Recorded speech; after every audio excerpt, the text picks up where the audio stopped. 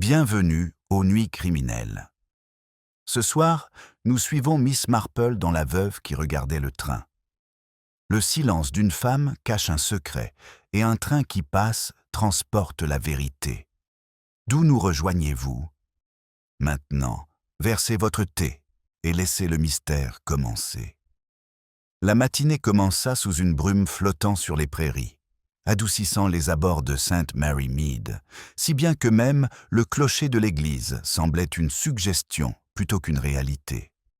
À ces heures-là, on entendait parfois de faibles sifflements de train siffler dans l'air humide, mais ce matin-là, le son était différent, plus aigu, comme pour attirer l'attention.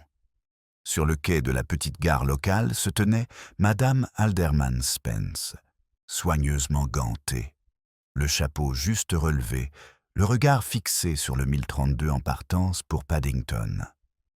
Elle était connue pour sa ponctualité, sa piété modeste et son talent pour la broderie, qui lui avait valu des prix au Women's Institute. Son immobilité, son regard figé, comme si le train avait emporté bien plus que des passagers, intéressaient beaucoup. La veuve observa le train et resta immobile pendant plusieurs minutes, après sa disparition dans le virage. Ce n'est que lorsque la jeune Madame Calthorpe annonça depuis la route que les scones refroidissaient qu'elle se dirigea non pas vers le village, mais vers la tranchée, au-delà du poste d'aiguillage où des clématites sauvages s'enchevêtraient parmi les pierres.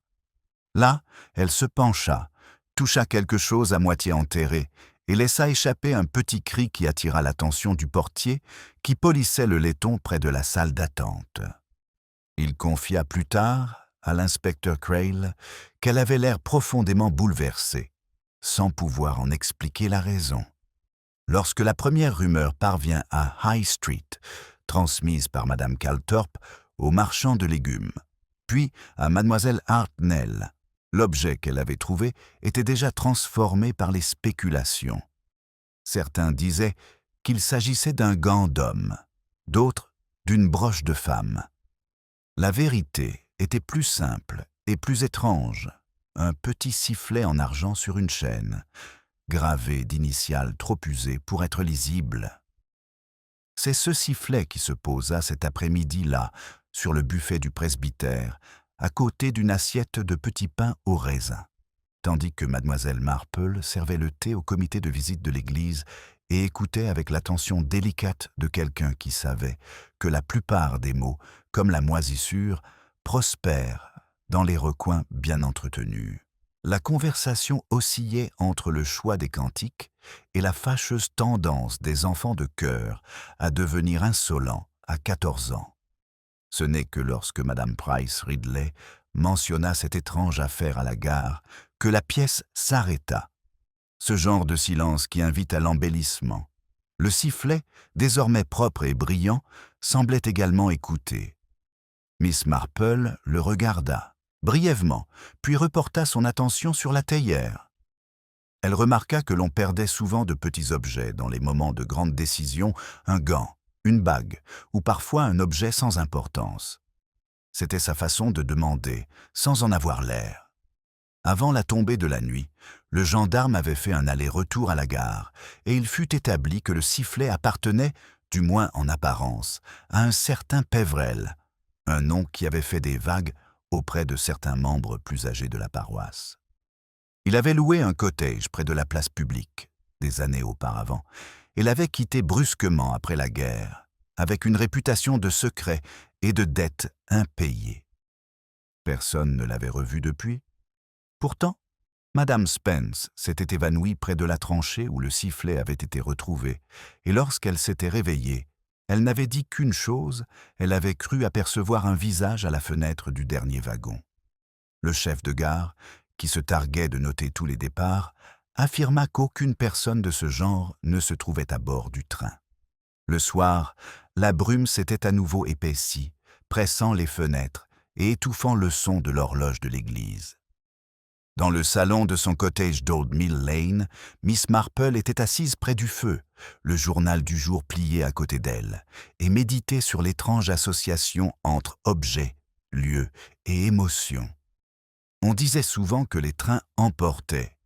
Mais parfois, songea-t-elle, ils ne faisaient que rappeler un lieu que l'on n'avait jamais vraiment quitté. Le faible éclat du sifflet sur le buffet du presbytère avait presque ressemblé à une accusation, mais elle n'aurait pas encore pu dire de qui il s'agissait. Dehors, le dernier train de la nuit passa inaperçu, son écho sillonnant les ruelles sombres comme un souvenir qui refuse de se reposer.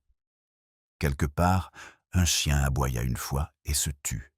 Miss Marple ferma les yeux, entendant à nouveau le sifflement, non pas au sens littéral, mais au sens moral, celui qui réveille la conscience endormie. Au matin, St. Mary Mead avait enveloppé le mystère de dentelle et de spéculation. Le brouillard s'était levé, mais le village semblait encore enveloppé d'un calme haletant. Un calme qui, pour ceux qui le remarquaient, ressemblait à la pause avant la prochaine phrase d'une confession. Miss Marple, qui n'était pas du genre à précipiter son petit déjeuner ou son jugement, s'avançait doucement dans son jardin, taillant les chrysanthèmes fanés, tandis que le faible son des cloches de l'église flottait au-dessus des haies. C'est là qu'apparut Madame Calthorpe, son tablier noué à la hâte, les joues rouges à l'idée d'apprendre une nouvelle fraîche. Il semblait que Madame Spence était souffrante, prise de nervosité, comme le disait le médecin. On avait vu la pauvre femme arpenter son salon toute la nuit, rideaux à moitié tirés, la lumière frémissant comme un esprit agité. Sa gouvernante, une âme loyale, mais candide, confiait que sa maîtresse demandait sans cesse si les visages pouvaient être gravés dans le verre.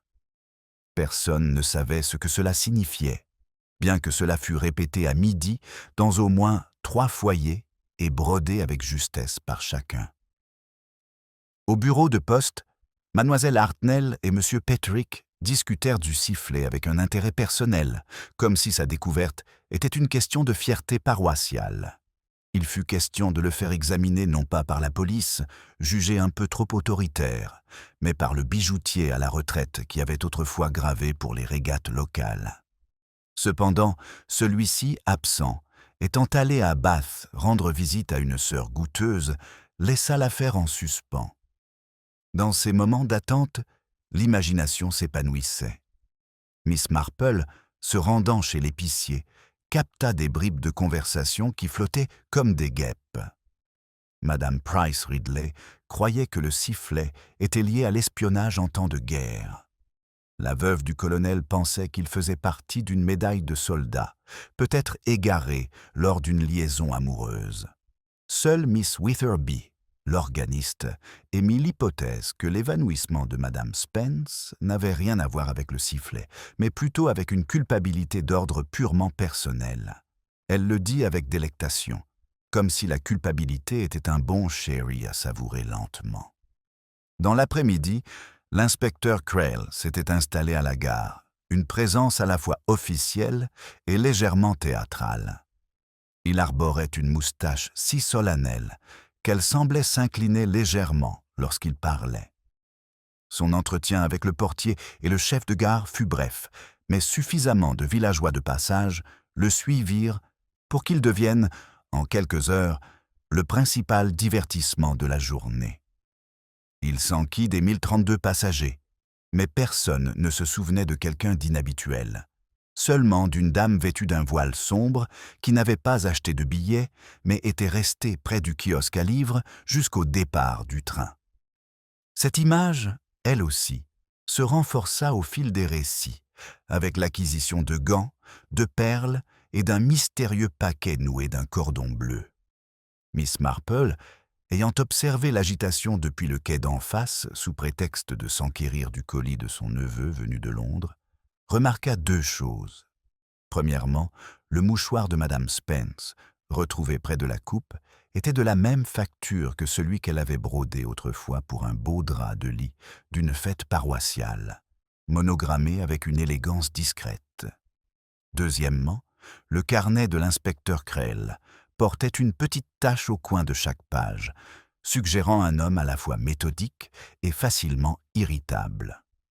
Aucune de ces observations, en soi, ne semblait importante, mais elle les classa comme on range les boutons d'un vieux manteau, dont on ne sait jamais quand l'original aura besoin d'être raccommodé.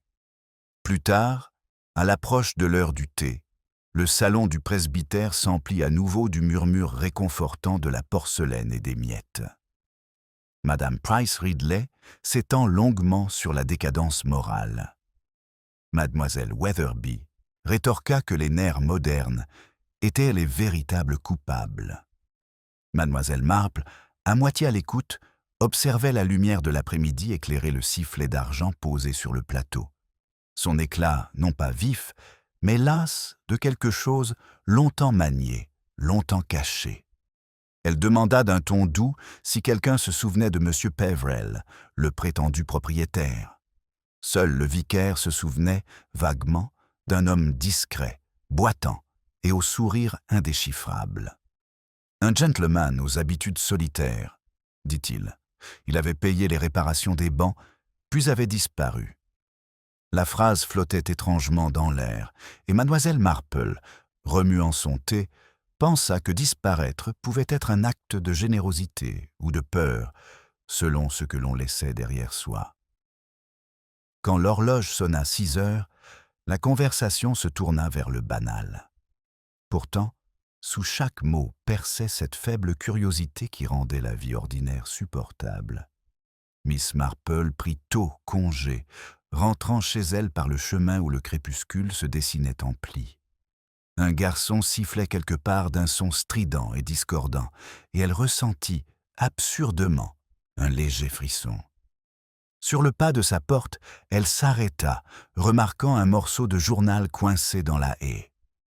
Il portait une annonce pour une vente aux enchères de bagages chez London Unclaimed Malls, à vendre par lot. De telles coïncidences, songea-elle, arrivaient rarement seules. À l'intérieur, elle posa son chapeau sur son crochet et s'assit près de la fenêtre sans allumer la lampe. De l'autre côté de la rue, un rideau bougeait dans la maison de Madame Spence, comme si quelqu'un observait l'obscurité. Un instant, Miss Marple considéra frapper à la porte comme une visite amicale, un mot discret. Mais quelque chose dans le silence la retient. Le village, pensa-t-elle, respirait trop vite. Il était temps de le laisser expirer de lui-même. Le faible bruit du train du soir résonna à nouveau dans l'air brumeux, un sifflement bref et inachevé, comme une question attendant une réponse. La question persista longtemps, après que le son se fut estompé, tel un fil tissé dans la trame du soir, impossible à dénouer sans défaire quelque chose de plus vaste. Dans le salon de Madame Spence, le même malaise semblait planer. Les rideaux étaient tirés, sans être trop serrés, et la faible lueur de sa lampe révélait une femme à la fois calme et effilochée, comme si seule l'habitude maintenait sa silhouette intacte. L'inspecteur Crail était revenu pour une seconde visite, plus formelle cette fois, bien que son ton restait poliment prudent, comme un homme s'adressant à un esprit au bord de l'effondrement. Madame Spence maintint qu'elle était allée à la gare retrouver une amie arrivant de Londres, mais le nom lui échappa, une petite lacune qui retint l'attention de Crail. Ses explications étaient empreintes d'hésitation, comme si elle ruminait sa propre histoire, incertaine de la manière dont elle allait s'écrouler. L'inspecteur, respectueux mais minutieux, insista doucement. Personne ne l'avait vue, sauf quelqu'un. Le portier jura qu'elle ne portait ni sac à main, ni lettre d'invitation. Interrogée à nouveau sur le sifflet, son sang-froid vacilla. Elle l'avait trouvé, certes, mais ignorait ce que c'était. Un bibelot peut-être, dit-elle. Un jouet d'enfant. Pourtant, elle trembla en prononçant ces mots. Miss Marple, invitée par la femme du pasteur à s'asseoir pour se réconforter, occupait un coin discret, tricotant avec une précision si silencieuse qu'on aurait pu oublier sa présence. Pourtant, son regard se posait parfois sur les mains de Madame Spence, qui tournoyait son mouchoir, sur les chaussures cirées de l'inspecteur, qui claquaient légèrement sur le tapis. sur la cheminée où une photo d'une jeune Madame Spence trônait à côté d'une horloge en laiton, arrêtée à jamais à 10h10. C'était, pensa Miss Marple, une heure malheureuse pour le temps. L'interrogatoire ne donne guère plus que des contradictions. Madame Spence affirme qu'elle s'était évanouie sous le choc et non sous la peur. Choquée par quoi? Elle ne pouvait le dire. Par le départ soudain du train, peut-être par une silhouette qu'elle crut apercevoir à la fenêtre, bien que la description changeât à chaque fois. Une fois, c'était un homme avec un chapeau. Une autre fois, le visage pâle d'une femme. Crayle prit des notes sans expression, mais mademoiselle Marple devina l'impatience sous sa courtoisie. Les faits refusaient de se comporter, et il était un homme dressé à préférer l'obéissance. Lorsqu'ils partirent, Miss Marple s'attarda à la grille, son châle serré contre lui. L'inspecteur la remercia pour son aide morale et fit remarquer que toute cette affaire tournerait probablement à l'échec un simple trac, un bibelot égaré, des ragots amplifiés par l'oisiveté. Miss Marple sourit faiblement. « Parfois, dit-elle, le bibelot est tout à fait sans importance, mais celui qui le trouve l'est rarement. » Il parut perplexe, marmonna quelque chose à propos d'intuition et se dirigea vers la gare, son carnet flottant légèrement au vent. Le lendemain n'apporta aucune nouvelle révélation, seulement la lente transformation de la curiosité en conjecture. Chez l'épicier, on raconta que Madame Spence avait connu un homme parti pour le Canada dans des circonstances troubles. À la poste, quelqu'un prétend avoir reçu une lettre le mois dernier portant des timbres étrangers. À l'Institut féminin, mademoiselle Witherby sortit ce qu'elle jura être un sifflet identique d'une boîte de brocante, alors que le sien, après un examen plus approfondi, était un vieux sifflet sans chaîne. Zuzan, telle coïncidence, songea mademoiselle Marple, était rarement fortuite. C'était la façon dont la vie nous répète une vérité en miniature avant d'oser en révéler toute l'histoire. En milieu d'après-midi, l'inspecteur s'était penché sur le passé. Les archives paroissiales indiquent que M. Pévrel, dont le nom était gravé sur le sifflet, avait déposé plainte des années auparavant pour tapage nocturne près de sa maison de location. Aucune suite n'avait été donnée. Le rapport était signé par un agent de police désormais retraité du Devon, injoignable pour tout commentaire. La maison elle-même était vide, immobile, le lierre obstruant ses petites fenêtres, tel un fantôme parmi les maisons habitées. Miss Marple, en visite sous couvert d'intérêt botanique, remarqua les signes d'entrée, une charnière trop récemment huilée, une empreinte de pas dans la terre humide devant la porte. Ce n'était pas celle des policiers. Leurs bottes étaient plus lourdes. Quelque chose dans l'empreinte, étroite et nette, suggérait une femme ou un homme habitué à se déplacer silencieusement. À l'intérieur, une poussière épaisse, mais inégale, recouvrait la cheminée. De légères traces de cendres avaient été récemment balayées. Sur le manteau, à moitié dissimulé sous des toiles d'araignée, une photographie était tombée à l'envers. Miss Marple, toujours prudente, la retourna avec son mouchoir. Elle représentait un groupe à une fête champêtre, souriant, baigné de soleil, avec Madame Spence parmi eux, indéniablement, debout à côté d'un homme dont les traits étaient brouillés par le temps, mais dont la posture exprimait une étrange familiarité. La photographie fut restituée telle qu'elle, et Miss Marple se retira sans troubler davantage le silence. Le soir retomba avec cette lourdeur particulière que les villages acquièrent lorsqu'un non-dit épaissit l'atmosphère. Le sifflet resta au presbytère, intact, bien que plusieurs paroissiens aient suggéré une quête pour son propriétaire légitime, comme si la culpabilité pouvait être absoute par un comité.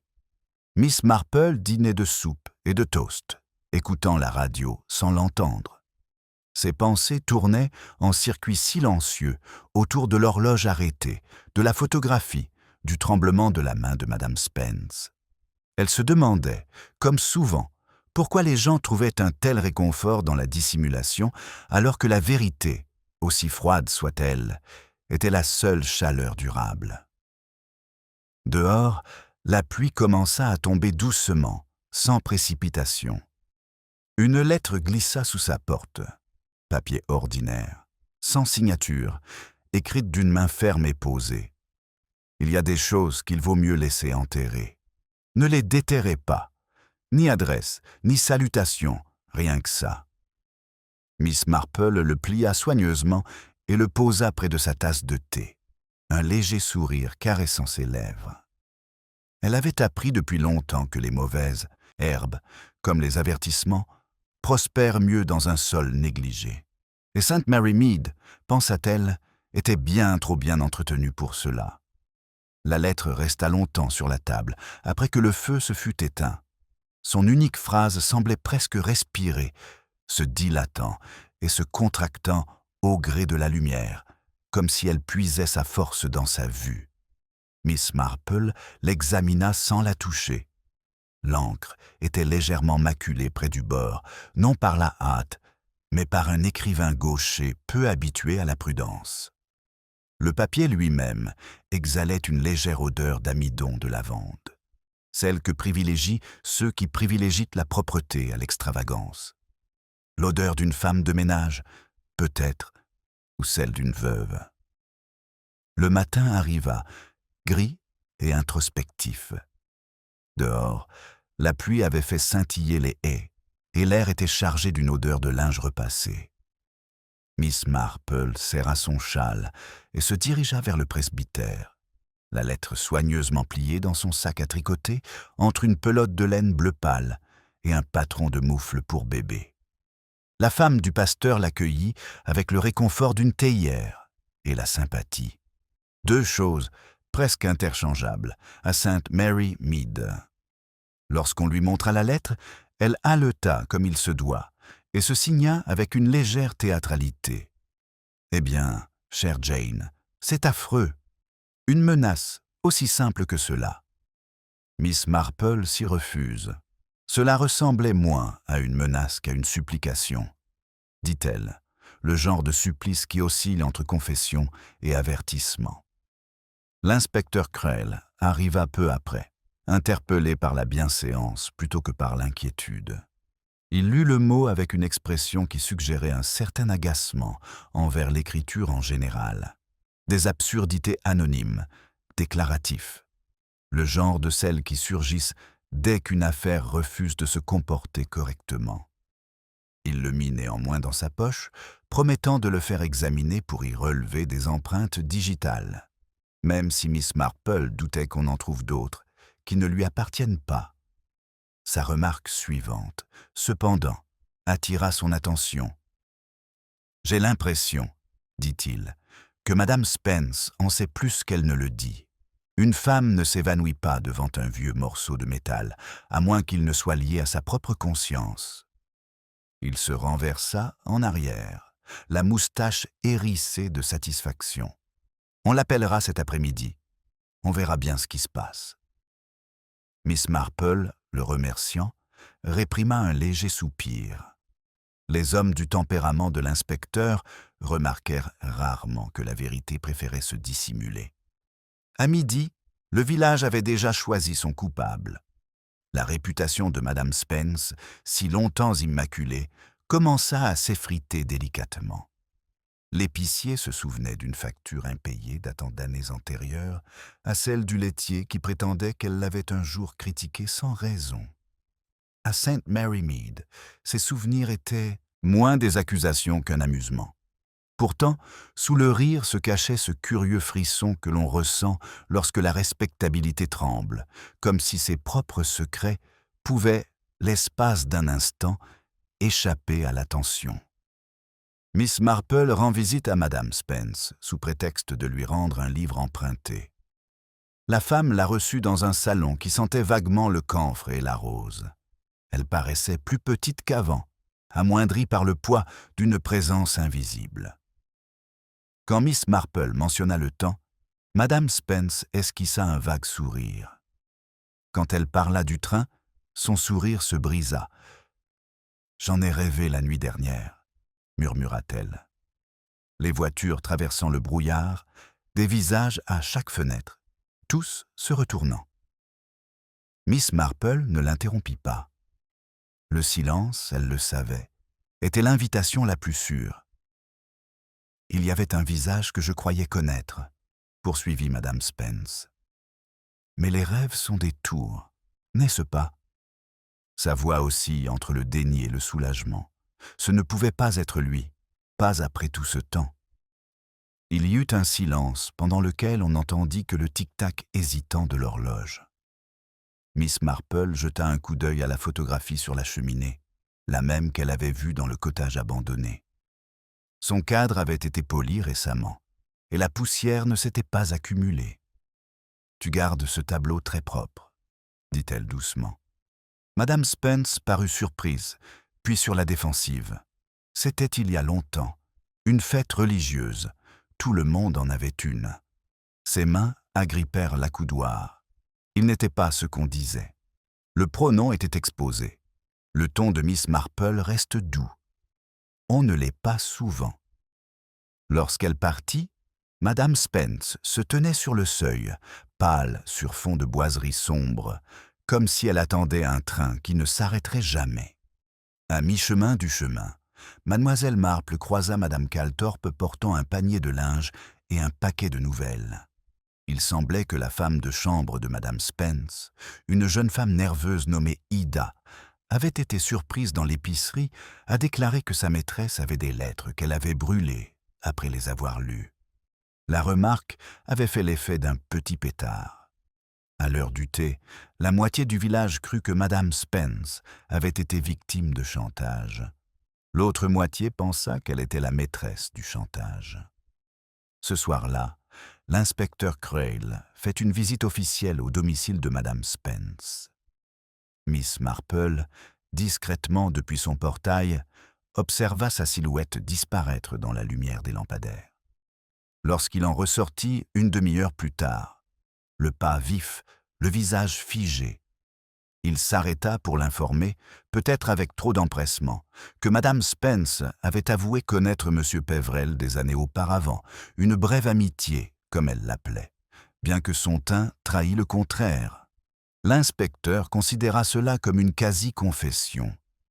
Les femmes gardent leurs secrets comme les pieds gardent leurs objets brillants, dit-il.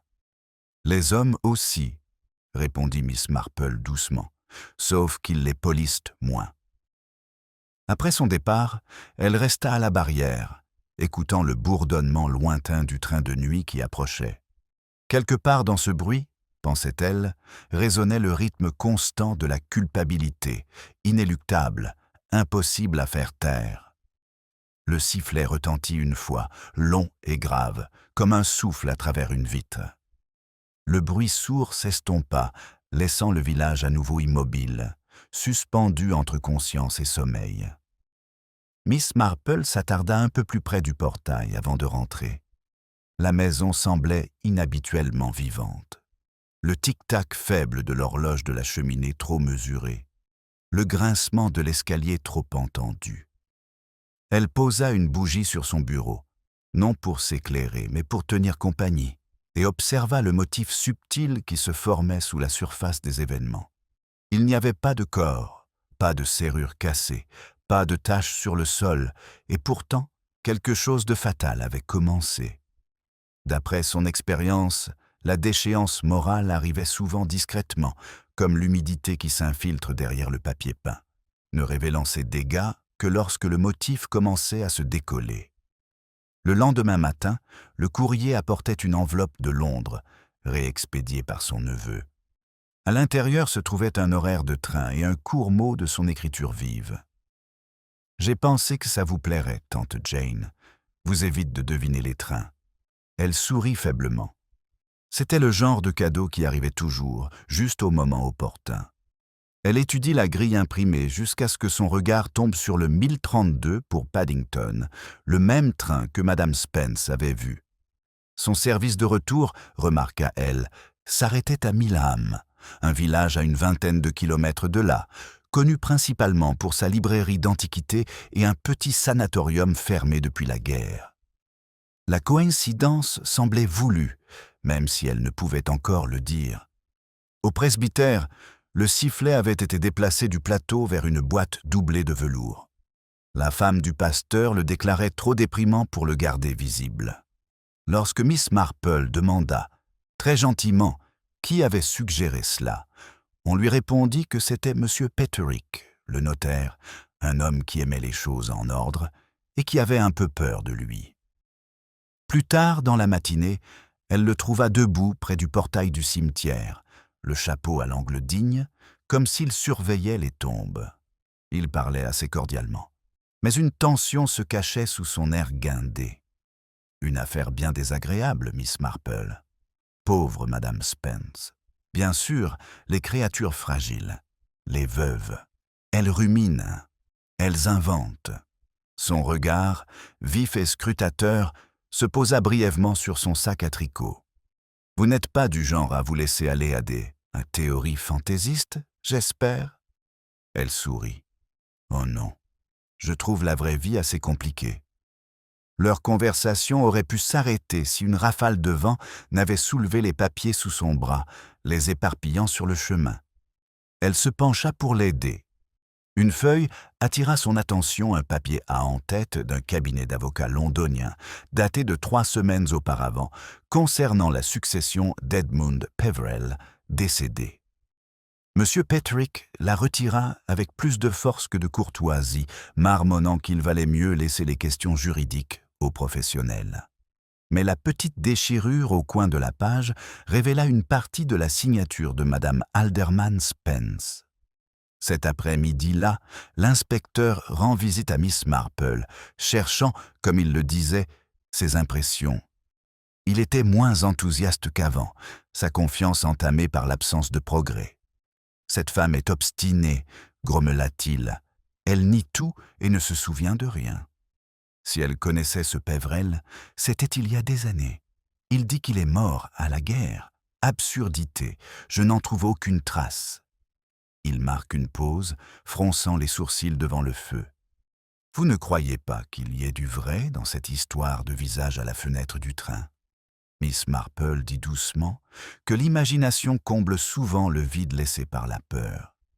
Eh bien, répondit-il, la peur ou la culpabilité, c'est la même chose. Il partit peu après, convaincu, comme tant d'hommes, d'avoir mis fin à la conversation alors qu'elle ne faisait que commencer. Dans le silence qui suivit, Miss Marple était assise, occupée à tricoter et à réfléchir. Le travail devenait inégal tandis qu'elle retraçait le motif de cette lettre déchirée, l'arrivée étrange du sifflet, la certitude onirique dans le regard de Madame Spence. Quelque part parmi ces petits détails se cachait une vérité ni criminelle ni innocente, mais simplement humaine, celle qui se dérobe non à la justice mais à la pitié. Son regard se posa de nouveau sur l'horaire du chemin de fer, le 10h32 aller, le 11h45 retour. Un voyage assez court pour le secret, assez long pour le remords. Le soir, une nouvelle agitation survient. Madame Calthorpe, essoufflée, se présenta à sa porte, déclarant que la police avait trouvé quelque chose près de la coupure. Non pas un corps, Dieu merci, mais un petit étui en cuir, taché d'humidité et vide, à l'exception d'une clé et d'un fragment de ruban. La clé, dit-elle, était gravée des mêmes initiales pâles que le sifflet. Miss Marple l'accompagna au poste où l'inspecteur se tenait, sombre et irrité, tenant l'étui de ses doigts gantés. « Des ordures inutiles, dit-il. Pas d'adresse, pas d'indice. » Pourtant, l'attention de Miss Marple s'attarda sur le ruban violet foncé, effiloché, qui sentait vaguement la naphtaline. Le genre de ruban qu'on pourrait utiliser pour attacher un souvenir, ou une lettre qu'on ne peut se résoudre à détruire.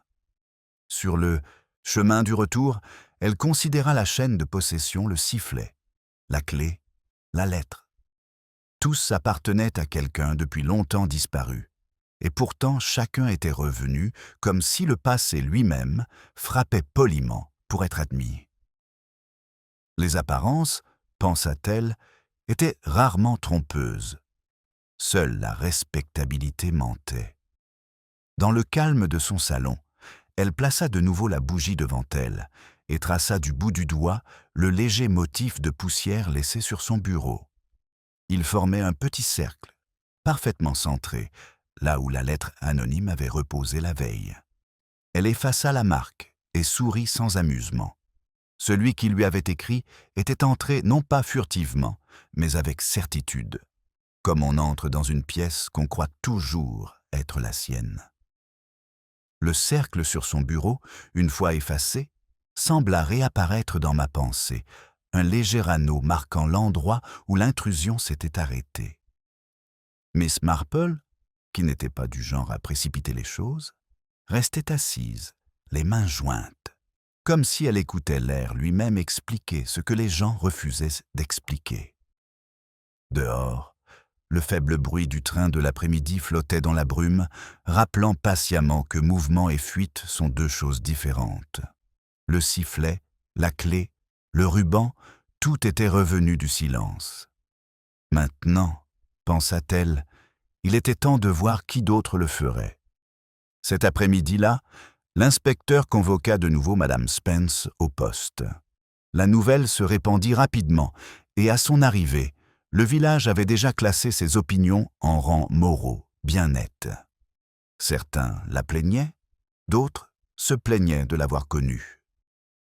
Miss Marple, observatrice sous la douce insistance de la femme du vicaire, s'assit près de la fenêtre. La pluie pressait faiblement la vitre, brouillant les contours des visages, si bien que la vérité elle-même semblait vaciller. Madame Spence entra, pâle et posée, vêtue de noir malgré l'absence de deuil officiel. L'inspecteur commença poliment, d'un ton qui croyait que la civilité pouvait dissuader l'honnêteté de se cacher. « Nous avons trouvé certains objets, » dit-il en montrant l'étui en cuir, la clé, le ruban. « Vous nous direz peut-être s'ils sont à vous. » Son regard les parcourut brièvement, puis baissa les yeux. « C'est possible, » dit-elle doucement.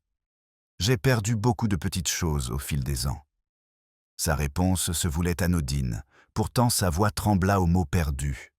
Crail insista sur le nom de Peverell, la lettre du notaire, le murmure d'un testament.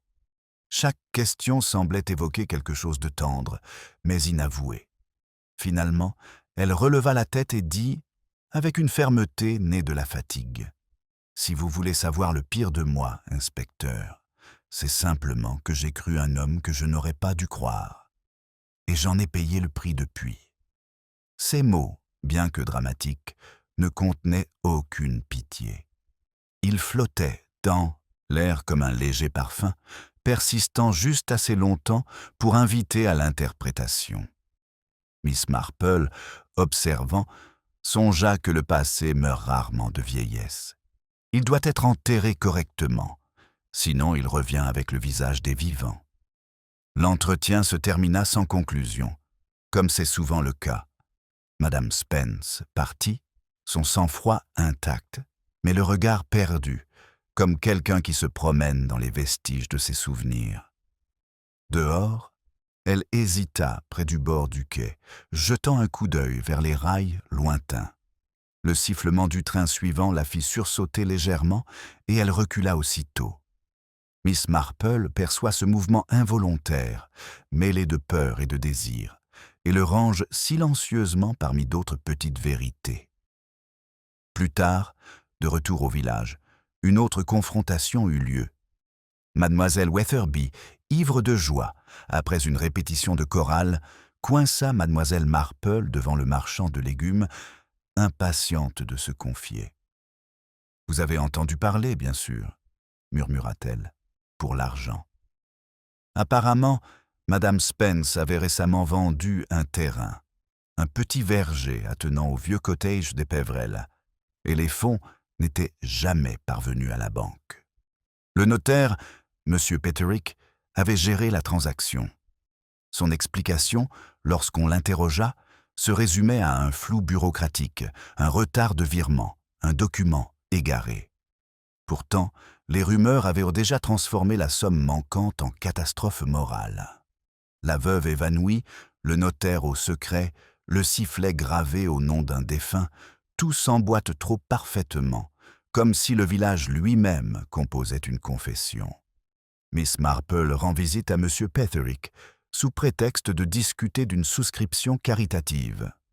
Son bureau sentait la poussière et l'encre usée, une odeur qui lui rappelait toujours des choses qui auraient soit dû être brûlées, mais qui ne l'avaient pas été. Il la salua avec une politesse contenue, mais ses mains carrées, habiles, jouaient avec la chaîne de sa montre de poche. Tandis qu'il discutait, son regard se posa sur un certificat encadré accroché au mur exécuteur testamentaire, succession d'Edmund Peverell. Le nom avait été soigneusement ancré, mais pas parfaitement. En dessous, à peine visible, se trouvait la mention « révoquée ». Elle évoqua l'affaire du verger avec désinvolture, comme on s'enquiert du temps qu'il fait. Il donna une réponse préparée, puis ajouta, trop vite, que Madame Spence était une femme facilement confuse. Mademoiselle Marple inclina la tête, ses aiguilles à tricoter cliquetant doucement dans son sac. « Je trouve que la confusion, dit-elle, est une défense plutôt surfaite. C'est généralement de la clarté déguisée. » Son sourire s'éclaircit. « Tu veux dire des ragots ?»« Non, dit-elle. Je veux dire de la culpabilité. » C'était dit sans malice. Et pourtant, son visage perdit légèrement ses couleurs. Ce soir-là, une visiteuse se présenta au cottage de Miss Marple, Ida, la femme de chambre de Madame Spence. Elle se tenait sur le seuil, l'air hésitant, serrant son châle. « Je ne devrais pas être ici, » murmura-t-elle, « mais je ne peux pas dormir en sachant que tout va mal. » Elle sortit de sa poche une petite photo, froissée et usée. On y voyait Madame Spence, plus jeune, riant à côté d'un homme aux traits aussi flous que sur la photo du cottage, mais cette fois, son visage était net. Miss Marple l'examina sous la lampe. « Qui vous a donné ça, ma chère ?» Ida hésita. « Personne. Je l'ai trouvé dans la doublure de sa valise. » Son regard se porta vers la fenêtre, comme si elle craignait ce qu'il écoutait peut-être déjà. Je crois qu'elle allait s'en aller. Miss Marple la remercia gentiment et la laissa partir, la regardant disparaître dans le brouillard. Elle retourna la photographie au dos, où l'on pouvait lire en lettres fines, au crayon E. Peverell, Milham. Le nom, qui avait voyagé par le train, par murmure, par souvenir, était maintenant revenu par la photographie, tel un fantôme retraçant le chemin de sa propre disparition. La bougie vacillait. Dehors, la pluie avait cessé, mais le village semblait retenir son souffle. Miss Marple plaça la photographie à côté du sifflet et de la clé. 3 reliques, toutes ramenées dans la même pièce silencieuse. Les schémas, pensa-t-elle, finissent toujours par trouver leur chemin. Les schémas ont tendance à se réaffirmer une fois reconnus. Cette nuit-là, alors que le village sombrait dans son silence habituel, Miss Marple resta assise devant le petit rassemblement de reliques sur son bureau. La photographie, la clé, le sifflet, 3 fragments bourdonnant d'une histoire inexprimée. Leur immobilité la troublait. Elle savait par expérience qu'un tel silence dans une enquête était de courte durée. C'était l'air immobile avant qu'une porte ne claque dans l'obscurité. Le lendemain matin apporta le trouble attendu. On frappa à sa porte rapidement, sans mesure. L'inspecteur se tenait là, son manteau déboutonné, la pluie tachant son col. Sa voix était sèche. « Madame Spence a disparu. » Cette phrase exprimait l'incrédulité d'un homme qui découvre que son affaire a dérapé. On ne l'avait pas vue depuis la veille au soir. Sa femme de chambre, Ida, prétendait être allée prendre l'air après le dîner et n'être jamais revenue. L'agent avait relevé des empreintes de pas jusqu'au chemin derrière le cimetière, là où le sol rejoignait le talus de la voie ferrée. Au-delà, rien. Miss Marple, avec un calme qui irrita Creel, prit son châle et le suivit sur les lieux. Le ciel était couvert, la lumière diffuse et impitoyable. Sur le gravier gisait la faible marque du talon d'une femme, à moitié tachée par la pluie. Non loin de là, un mégot de cigarettes et du tabac turc, rare dans le village. Crail marmonna des choses sur les étrangers, les vagabonds et les opportunistes. Miss Marple ne dit rien. Son regard se porta sur la haie où un fragment de ruban violet s'était accroché à une épine. Sa couleur était assortie à celle trouvée dans l'étui en cuir. Dans l'après-midi, les spéculations allaient bon train. Madame Price Ridley, autoproclamée gardienne de l'ordre moral, déclara que Madame Spence s'était jetée sous le train par remords. La femme du boucher rétorqua qu'elle s'était enfuie avec un étranger. Toutes deux trouvèrent satisfaction dans la tragédie, chacune imaginant une version confirmant ses craintes quant à la faiblesse humaine. Mademoiselle Marple écoutait avec une courtoisie grave, sans acquiescer ni contredire, son silence bien plus inquisiteur que leur ragot. Car elle savait qu'on invente des histoires, non pas pour expliquer les autres, mais pour se protéger des ressemblances. Tard dans la journée, l'inspecteur revient, cette fois non pas au cottage de Miss Marple, mais au bureau de M. Petterick.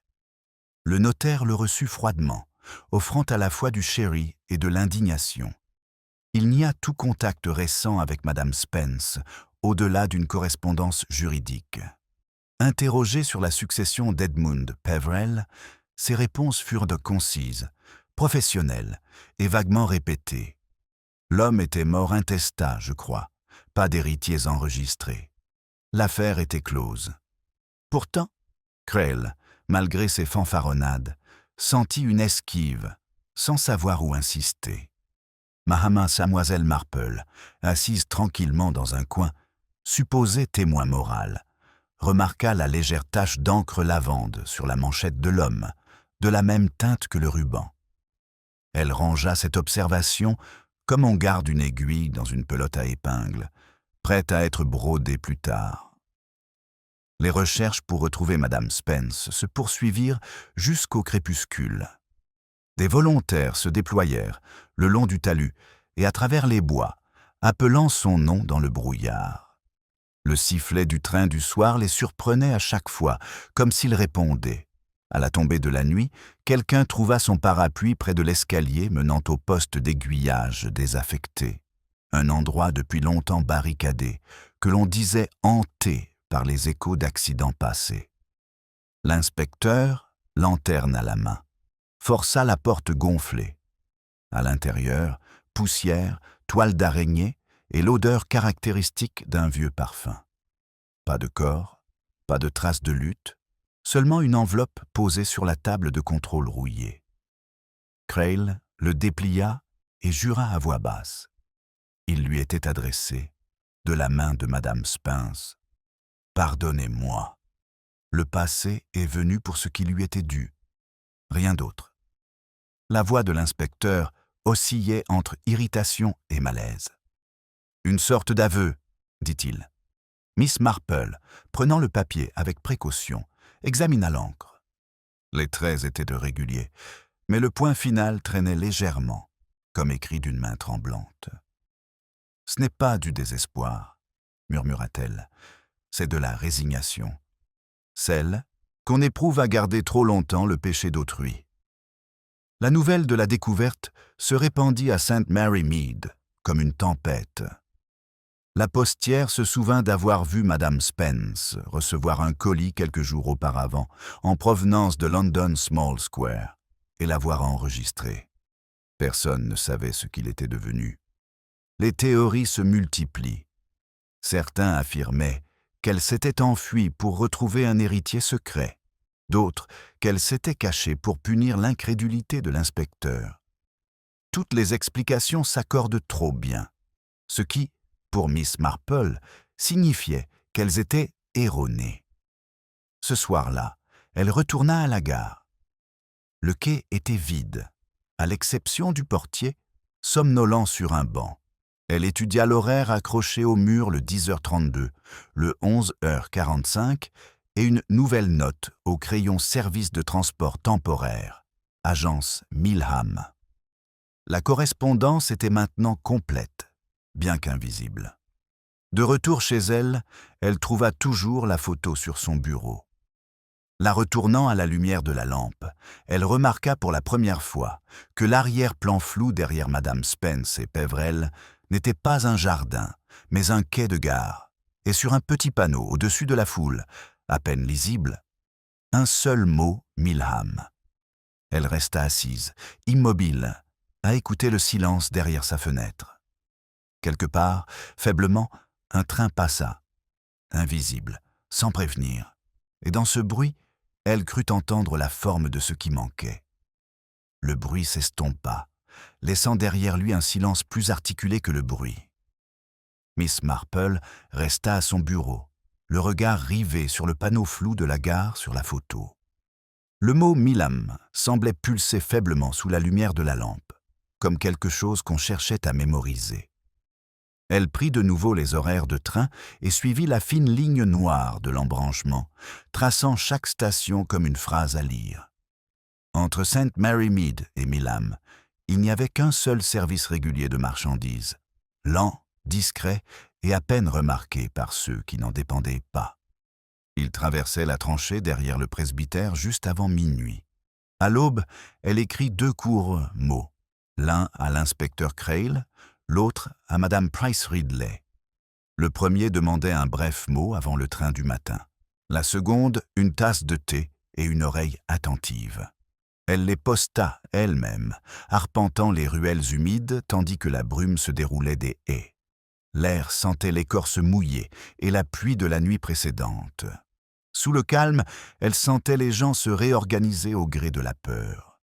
La culpabilité s'était installée comme la rosée sur le village. Chaque fenêtre semblait observer les rideaux de sa voisine. L'inspecteur Crail arriva à son portail à 10 heures précises, vif et las, la confiance en lui à bout. Il avait reçu son message avec curiosité, mais sans foi en son but. Miss Marple le conduisit à l'intérieur, lui offrit du thé et dit très simplement qu'elle croyait Madame Spence vivante. Ses sourcils se levèrent, mi-incrédulité, ni irritation. « Vous avez des preuves » demanda-t-il. « Seul le motif, » dit-elle. « Et le motif, inspecteur, est l'âme du crime et de la conscience. » Elle lui présenta la photographie, puis l'horaire. Elle est allée à Milham. Elle est allée rencontrer un fantôme. Il l'écarta d'abord, pensant qu'il s'agissait d'une lubie de vieille dame, mais le détail du service de la succursale le troubla. Même si elle y allait, demanda-t-il, pourquoi? Il n'y a rien à Milham, à part la vieille librairie et un sanatorium abandonné. Miss Marple remua son thé.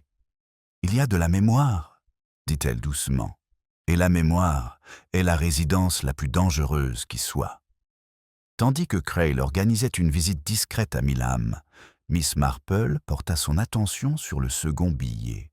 Madame Price Ridley la reçut dans un salon imprégné d'un parfum de morale, de parfum lavande et de devoir. La femme était vive, pleine d'autosatisfaction, et tremblait légèrement de joie d'avoir été appelée par un mystère. Au cours d'une tasse de thé, Miss Marple parla de Madame Spence avec une douce inquiétude, de culpabilité, de gentillesse mal interprétée. L'autre femme se raidit de plus en plus, sa cuillère tintant avec une énergie contenue.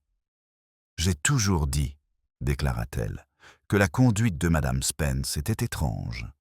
Toute cette histoire de sifflets et d'évanouissements, si peu habituelle pour une femme de haut rang. » Miss Marple murmura son assentiment. Puis, presque distraitement, elle mentionna le ruban violet, les tergiversations de l'avocat, les fonds manquants. Elle vit, à cet instant, l'indignation se muer en silence. Les mains de Madame Price Ridley s'immobilisèrent sur la tasse de thé. « Vous pensez qu'elle a volé ?» murmura-t-elle. « Je pense qu'elle a été trompée, » dit Mademoiselle Marple. « Peut-être par quelqu'un qui préférait que les autres aient l'air coupable. » Une légère rougeur monta aux joues de la femme. Ce ne sont pas mes affaires, dit-elle rapidement, mais certaines personnes, certains hommes, ont le don d'obliger les femmes à mentir pour elles. Sa voix trembla, à la limite de la vérité, puis se retira derrière la bienséance. Vous ne devez pas prendre mes paroles pour une accusation. Je ne parle que de caractère. Mademoiselle Marple hocha la tête, l'expression indéchiffrable. Le caractère, ma chère, est toujours une accusation. On fait semblant du contraire. Ce soir-là, un télégramme de l'inspecteur Créleux, bref et réticent, lui parvint. Spence, localisé Milam, arrêt Sir May, malade arrêt, reviendra demain, arrêt. Mademoiselle Marple plia le journal sans surprise. Le train du lendemain arriva en retard, et lorsque Madame Spence descendit, pâle mais droite, elle affronta les regards de ses voisins avec une dignité tranquille. Aucune explication ne fut donnée, et aucune ne fut demandée. Pourtant, la rumeur, privée de tragédie, devint irritable et affamée. Miss Marple lui rend visite cet après-midi. Le salon était inchangé, même horloge, même photo impeccable. Mais l'air était imprégné d'une légère odeur de poussière et de voyage. Madame Spence semblait plus petite, son calme posé. Elle remercia Miss Marple de son inquiétude et dit seulement que c'est fini maintenant. Il vaut mieux laisser certaines choses enterrées. Miss Marple sourit gentiment. « Je suis tout à fait d'accord. Pourtant, les choses enterrées ont tendance à grandir et non à se décomposer. » Un silence s'installa entre elles. Puis Madame Spence prit son mouchoir et le déplia soigneusement. À l'intérieur se trouvait le petit sifflet en argent, poli à nouveau. « Je pensais pouvoir le rendre, » dit-elle. « Mais il semble qu'il n'appartient plus à personne. » Miss Marple le prit, soupesant sa froideur dans sa paume. Les objets se souviennent, vous savez. Ils ne pardonnent jamais l'insouciance. L'espace d'un instant, leurs regards croisèrent deux femmes séparées par l'expérience, mais unies par la compréhension. Puis Miss Marple posa le sifflet sur la table, entre elles. « Si tu es bien certaine, ma chère, qu'il n'appartient à personne, dit-elle doucement, peut-être serait-il temps de demander qui te l'a donné. » Le visage de Madame Spence se tourna vers la fenêtre où le train du soir glissait silencieusement au loin. Ses lèvres remuèrent une fois, avant qu'un son ne s'échappe. « Il a dit que c'était pour ma sécurité, » murmura-t-elle, « pour que je puisse l'appeler si jamais j'ai des ennuis. Mais on ne siffle pas pour un fantôme. » Les mots persistèrent, tendres et terribles, jusqu'à ce que le dernier écho du train qui passait s'éteigne, ne laissant que le faible tic-tac de l'horloge et le sentiment inquiétant que la sécurité, comme la vérité, n'était jamais aussi simple qu'elle le paraissait. Le léger tic-tac de l'horloge marqua l'espace qui suivit, son son se fondant harmonieusement dans le silence entre les deux femmes. Miss Marple, les mains posées sur la table, observa le regard de Madame Spence dériver du sifflet vers la fenêtre où une légère vapeur flottait comme un souffle dans la fraîcheur du crépuscule. Le poids de la confession était indéniable, même si les mots eux-mêmes refusaient de venir. On devinait toujours quand la vérité était là. Avec Harry, se comportait comme un courant d'air, trouvant son chemin à travers les plus petites fissures. Un léger mouvement rompt le silence. Madame Spence se leva, se dirigea vers un placard et ouvrit un tiroir garni d'enveloppes. Elle en tira une, jaunie et froissée, scellée d'une empreinte de cire inconnue. « J'avais l'intention de brûler ceci, » dit-elle doucement, « mais je ne pouvais pas. » L'enveloppe portait le nom de Peverell, écrit d'une main à la fois confiante et blessée. Elle la plaça devant Miss Marple, mais ne l'ouvrit pas. Voyez-vous, il l'avait écrite avant de partir pour Milam. Il pensait que je le suivrais. Je ne l'ai jamais fait. Et maintenant, le passé continue d'arriver par la poste. Miss Marple contempla la lettre un long moment, avant de la glisser doucement de côté. « Parfois, murmura-t-elle, les lettres attendent d'être lues non pas par leur destinataire, mais par quelqu'un qui peut en supporter le contenu. La main de Mrs. Spencer trembla, puis se stabilisa. « J'en ai assez supporté, » dit-elle. « Ce n'était pas un crime, Miss Marple, c'était de la lâcheté. Il voulait que je le rejoigne, mais je n'avais pas le courage de quitter ce que je comprenais pour ce que je craignais seulement. Et quand j'ai appris sa mort, je me suis forcé à croire que ce mensonge était de la pitié. Sa voix s'adoucit. Je suppose que c'est ça, la culpabilité. » L'arrivée de l'inspecteur fut annoncée par un bruit de bottes sur l'allée. Il frappa brièvement, en guise d'excuse. Miss Marple se leva pour répondre, laissant Madame Spence assise comme clouée à sa chaise par le souvenir. Crail entra, chapeau à la main, l'air inhabituellement réservé. « Je suis venu rendre quelque chose », dit-il en sortant le petit étui en cuir. Nous l'avons examiné en détail. La clé correspond à un coffret trouvé dans le coffre-fort de la cave de la propriété Milham, à moitié enfoui sous les décombres. Rien de valeur à l'intérieur, seulement des papiers, des reçus, de la correspondance et un mot de Péverel désignant un bénéficiaire. Il hésite. Ce n'est peut-être pas notre affaire, mais ce nom est le vôtre, Madame Spence. Une légère rougeur lui monta aux joues. Il voulait expier ce geste, murmura-t-elle. Mais il mourut avant d'avoir pu envoyer l'acte. Sa voix vacilla, l'effort d'honnêteté sembla la vieillir de plusieurs années. Crail, mal à l'aise face à l'intimité intime de la culpabilité, se tourne vers Miss Marple pour obtenir des éclaircissements sur la procédure. « Voyez-vous, madame, le plus étrange, c'est que la serrure de ce coffre n'était pas cassée. Quelqu'un avait la clé depuis le début. » Son regard se posa sur les mains jointes de Madame Spence. « J'ai pensé que vous pourriez me confirmer la dernière fois que vous l'avez vue. » Elle avait l'air perplexe. « Jamais.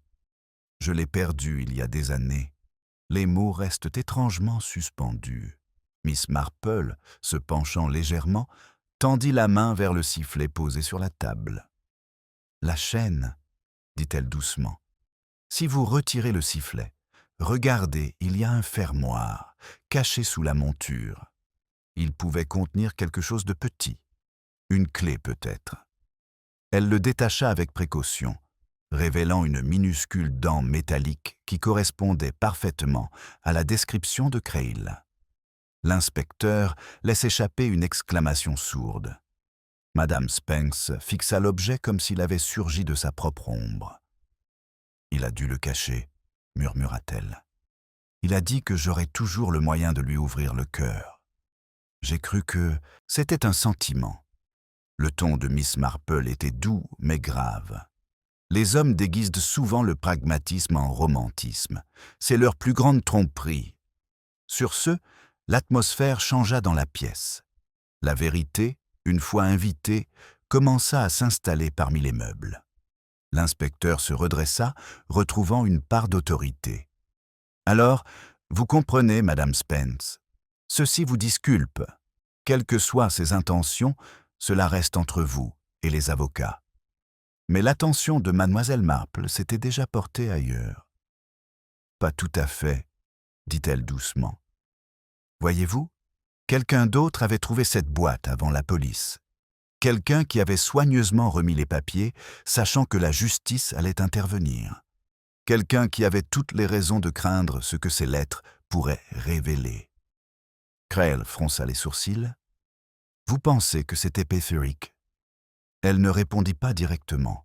« Je pense, dit-elle, que la dissimulation est une habitude qui prospère dans la respectabilité professionnelle, et les habitudes sont bien plus dangereuses que les passions. » L'inspecteur, mi-amusé, mi-intrigué, promet d'enquêter davantage.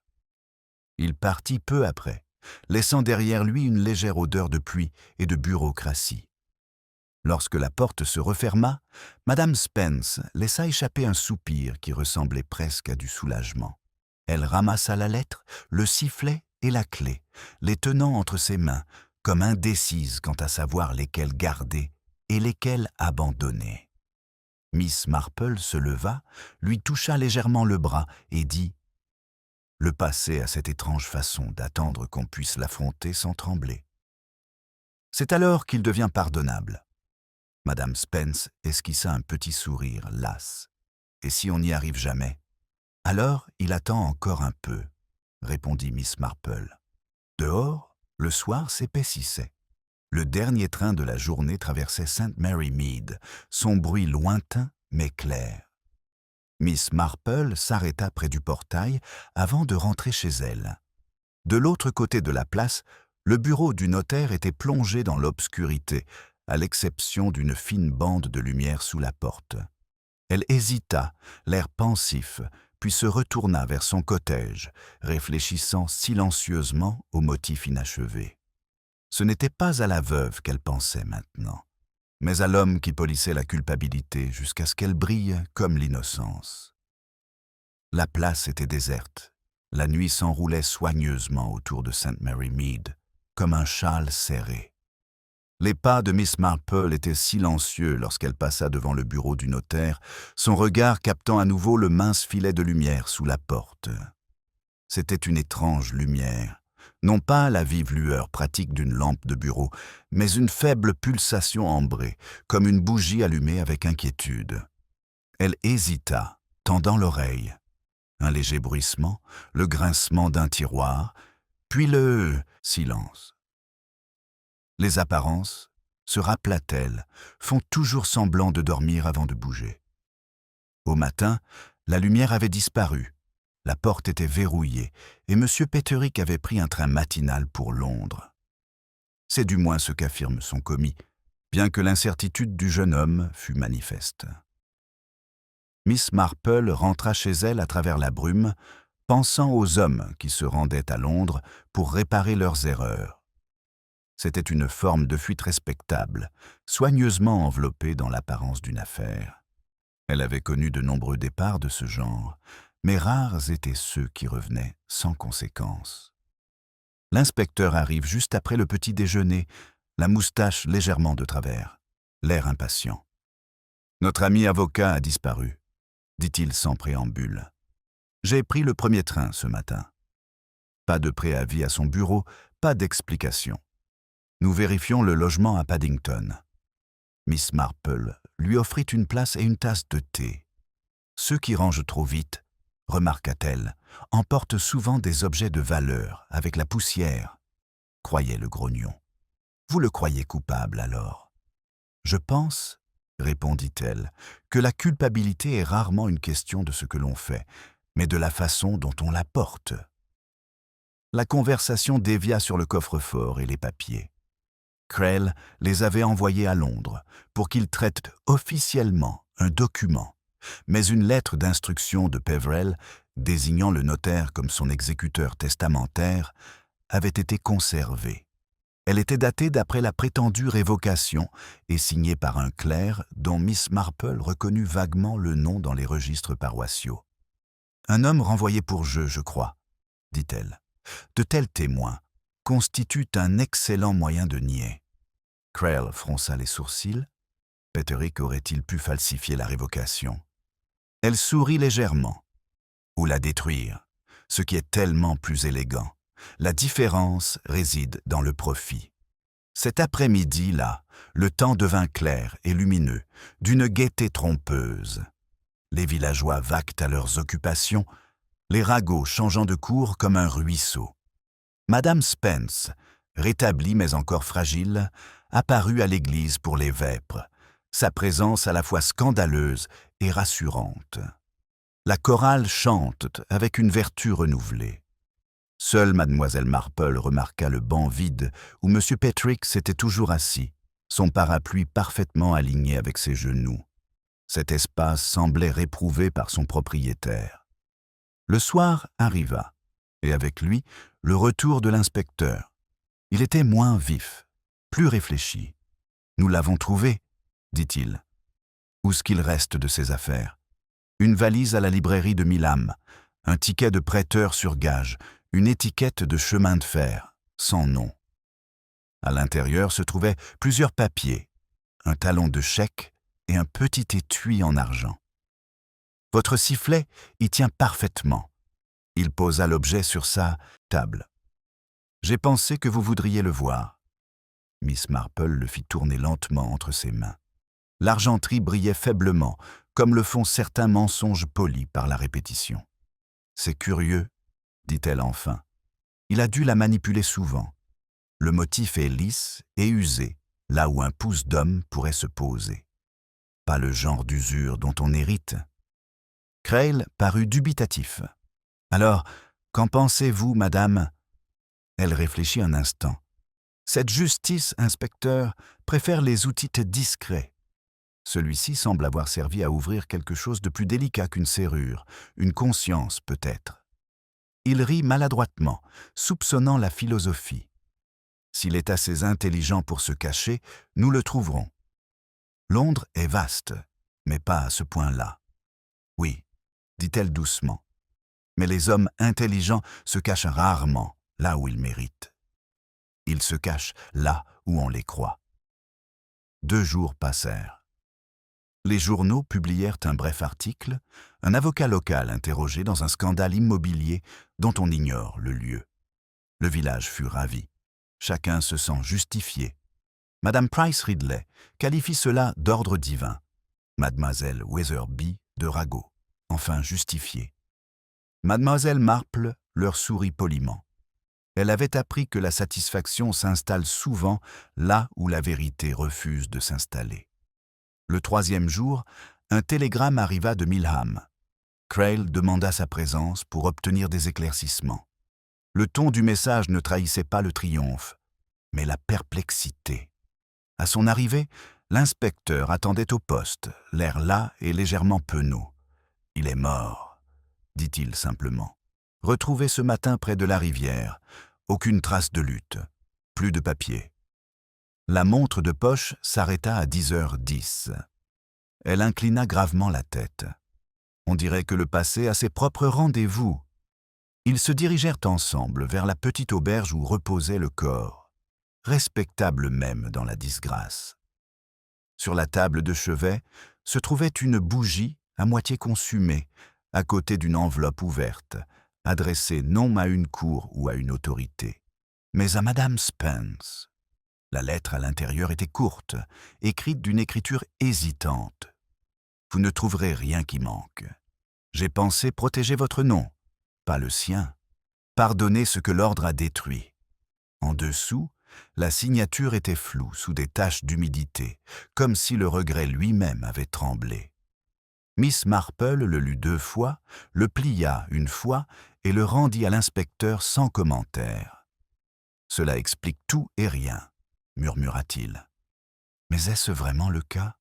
demanda-t-elle doucement. « Cela explique seulement ce qu'un homme souhaite se faire pardonner. Ce n'est jamais tout à fait la vérité. » Son regard s'attarda sur la flamme instable de la bougie, presque éteinte. Les apparences, inspecteur, disent toujours ce que veut la respectabilité. Le reste se trouve en dessous. Dehors, la rivière coulait tranquillement, charriant ses secrets vers la mer. Miss Marple resta un instant à observer l'eau, l'expression indéchiffrable. Elle avait trop souvent vu comment le remords imite la vertu et comment les vivants rangent ce que seuls les morts pouvaient expliquer. Le sifflet reposait toujours dans sa poche, froid et intact. Lorsqu'elle se tourna vers la voiture qui l'attendait, ses yeux se portèrent de nouveau vers le pont ferroviaire lointain, où une fine ligne de fumée se détachait sur le ciel pâle. Quelque part au loin, pensa-t-elle, une histoire s'était terminée exactement comme elle était censée être inachevée. Le lendemain matin, la brume se forma à nouveau, adoucissant les contours de la gare où avait eu lieu la sinistre découverte de la veille. Les trains reprirent leur rythme comme si de rien n'était. Les porteurs sifflaient, les enfants se poursuivaient sur les pavés et la vie, avec sa bienséance obstinée, reprit place à la table du petit déjeuner de St. Mary Mead. Pourtant, le calme avait changé de texture polie, pas naturelle, comme si chacun avait accepté d'oublier au même moment. Miss Marple était assise dans son salon, son tricot intact posé sur ses genoux. Le journal était ouvert sur la modeste rubrique qui mentionnait M. Petterick. Après la mort de Petterick, le notaire local succomba à une crise cardiaque pendant son interrogatoire. C'était le genre de phrase qui réconfortait les vivants en refusant toute complexité aux morts. Elle traça la ligne du bout du doigt, puis plia le journal et le déposa. La vérité, songea-elle, avait rarement besoin d'avis de décès. Elle avait ses propres moyens de survie. En milieu de matinée, la femme du vicaire arriva avec son mélange habituel de sympathie et de curiosité.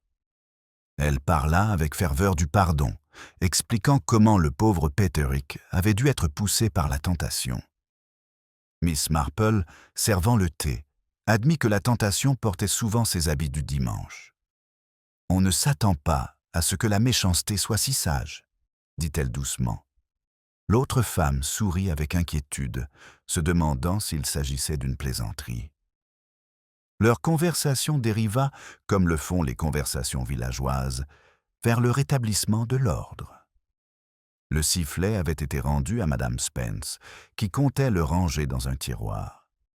La tranchée de chemin de fer serait bientôt clôturée. Tous les vestiges visibles seraient rangés. Après le départ de son invité, Miss Marple prit son châle et traversa High Street. Les visages les accueillirent avec leur cordialité habituelle, mais elle remarqua une légère raideur dans chaque sourire. Le scandale est redevenu décent, soigneusement plié et repassé. Madame Spence elle-même fut aperçue au bureau de poste, posée et ponctuelle, en train d'envoyer un colis à une adresse à Bath, peut-être celle de sa sœur. Le calme de la femme semblait durement acquis, comme si elle l'avait répété pendant des années. À la porte du cimetière, Miss Marple marque une pause. Les tombes luisaient faiblement sous la pluie, leurs inscriptions se brouillant en généralités morales. Époux bien-aimé, épouse dévouée, des mots qui cachaient plus qu'ils ne révélaient. Elle regarda le sacristain replacer les fleurs sur une pierre tombale près du mur. Un tertre anonyme ajouté la veille. « Il n'a pas demandé de service », lui dit l'homme. « Il a dit préférer le silence. » Elle hocha la tête. « Le silence ?» répéta-t-elle. « C'est la seule chose sur laquelle les morts peuvent compter. » Les jours suivants passèrent sans qu'on parle plus de Milam, ni du notaire, ni du courage évanoui de Madame Spence. Le village retrouve ses habitudes et les petites hypocrisies qui assurent sa stabilité. Pourtant, Miss Marple ressentait un malaise persistant, comme un tableau légèrement de travers accroché au mur. Pas vraiment de culpabilité, mais la conscience d'un problème non résolu. Au crépuscule, elle sortait parfois le sifflet de son tiroir, sentant le métal froid entre ses doigts, et se demandait s'il avait jamais été utilisé comme son créateur l'avait prévu pour appeler à l'aide. Peut-être, se disait-elle, avait-il vraiment pour but de mesurer le silence. Un après-midi, alors qu'elle taillait des rosiers, elle reçoit une lettre portant le cachet de Milam. L'écriture était inhabituelle, cléricale. À l'intérieur se trouvait un court mot du libraire, l'informant qu'une enveloppe adressée à son nom avait été retrouvée parmi les effets personnels de Petterick. Il l'avait fait suivre séparément. Elle l'ouvrit aussitôt. À l'intérieur se trouvait une simple feuille de papier et le petit coin déchiré d'un vieux document juridique. Le mot disait simplement « Pour la dame qui a remarqué des tendances. Vous aviez raison pour la révocation. Il voulait effacer le passé. Je n'ai fait que retarder l'opération. Merci d'avoir vu ce que les autres n'ont pas vu. » Pas de signature. Elle le replia dans l'enveloppe et le plaça sous le vase, sur sa cheminée. Il n'y avait aucune satisfaction, seulement la douce mélancolie d'une compréhension tardive. Dehors, le sifflement lointain d'un train résonna à travers les champs. Le son avait perdu son mordant. Ce n'était plus un avertissement ni une convocation, mais simplement un écho humain déguisé en machine. Le soir vint doucement, le parfum du lilas s'échappant par la fenêtre ouverte. Miss Marple reprit son tricot, le rythme apaisant et familier. Le feu crépita, l'horloge murmura, et le village continua sa patiente mascarade de paix. Elle avait appris depuis longtemps que le mal meurt rarement. Il trouve simplement des déguisements plus discrets. Mais il y avait aussi du réconfort à savoir que la bonté, bien que plus lente, moins théâtrale, était tout aussi persistante. Quand 8 heures sonnèrent, elle se leva, tira les rideaux et éteignit la lampe. Le sifflet resta là où elle l'avait laissé, sur la table, capturant une dernière lueur, avant que la pièce ne s'assombrisse. Son bref silence parfait emplit la fin de l'airain et constitua à la fois un avertissement